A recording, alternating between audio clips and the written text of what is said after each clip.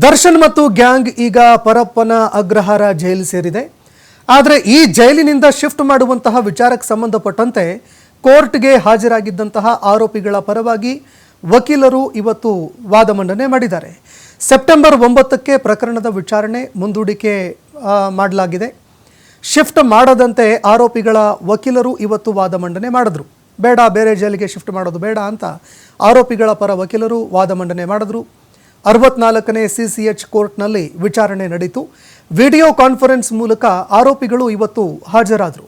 ದರ್ಶನ್, ಪವಿತ್ರ ಗೌಡ ಸೇರಿ ಒಟ್ಟು 7 ಜನ ಆರೋಪಿಗಳು ವಿಡಿಯೋ ಕಾನ್ಫರೆನ್ಸ್ ಮೂಲಕ ನ್ಯಾಯಮೂರ್ತಿಗಳ ಎದುರು ಹಾಜರಾದರು. ಈ ಜೈಲಿನಿಂದ ಬೇರೆ ಬೇರೆ ಜೈಲಿಗೆ ಶಿಫ್ಟ್ ಮಾಡೋದು ಬೇಡ ಅಂತ ಅವರ ಪರ ವಕೀಲರು ವಾದ ಮಂಡನೆ ಮಾಡಿದ್ದಾರೆ. ಆದರೆ ನ್ಯಾಯಮೂರ್ತಿಗಳು ಏನು ಮಾಡ್ತಾರೆ ಅನ್ನುವಂಥದ್ದನ್ನು ಕೂಡ ಕಾದು ನೋಡಬೇಕಾಗತ್ತೆ. ವಿಚಾರಣೆ ಮುಂದೂಡಿಕೆ ಆಗಿದೆ.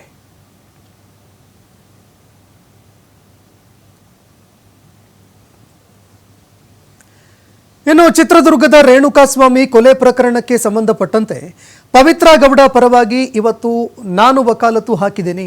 ಪವಿತ್ರ ಗೌಡಗೆ ಶಾಸನಬದ್ಧ ಜಾಮೀನಿಗೆ ಮನವಿ ಮಾಡಲಾಗಿದೆ. ಬೆಂಗಳೂರಿನಲ್ಲಿ ಪವಿತ್ರ ಗೌಡ ಪರ ವಕೀಲ ಬಾಲನ್ ಅವರು ಇವತ್ತು ಹೇಳಿಕೆ ಕೊಟ್ಟಿದ್ದಾರೆ. ತನಿಖಾಧಿಕಾರಿಗಳು ಚಾರ್ಜ್ ಶೀಟ್ ಸಲ್ಲಿಕೆ ವೇಳೆ ಕೆಲವು ತಪ್ಪುಗಳನ್ನು ಮಾಡಿದ್ದಾರೆ. ಅಂದರೆ ಇವರ ವಿರುದ್ಧ ಏನು ಚಾರ್ಜ್ ಶೀಟ್ ಸಲ್ಲಿಕೆ ಮಾಡಲಾಗಿತ್ತು ಆ ಸಂದರ್ಭದಲ್ಲಿ ತಪ್ಪು ಮಾಡಿದ್ದಾರೆ. BNSS ಅಡಿಯಲ್ಲಿ ಚಾರ್ಜ್ ಶೀಟ್ ಮಾಡಬೇಕಾಗಿತ್ತು.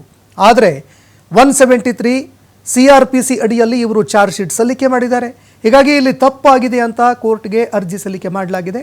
ಆದರೆ ಕೋರ್ಟ್ ಇದಕ್ಕೆ ಸಂಬಂಧಪಟ್ಟಂತೆ ಯಾವ ನಿರ್ಧಾರ ಕೈಗೊಳ್ಳುತ್ತೆ ಅದನ್ನು ಕೂಡ ಕಾದು ನೋಡಬೇಕಾಗತ್ತೆ. ಚಾರ್ಜ್ ಶೀಟು ಹಾಕಿದ್ದಾರೆ.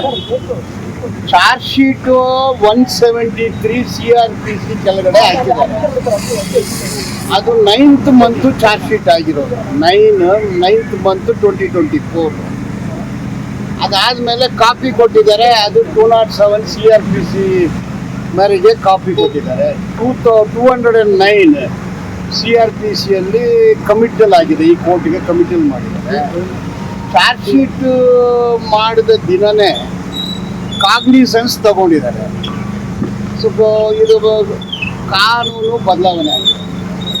ಈಗ ಸೆಂಟ್ರಲ್ ನೋಟಿಫಿಕೇಶನ್ ಪ್ರಕಾರ 1/7/2024 ತದನಂತರ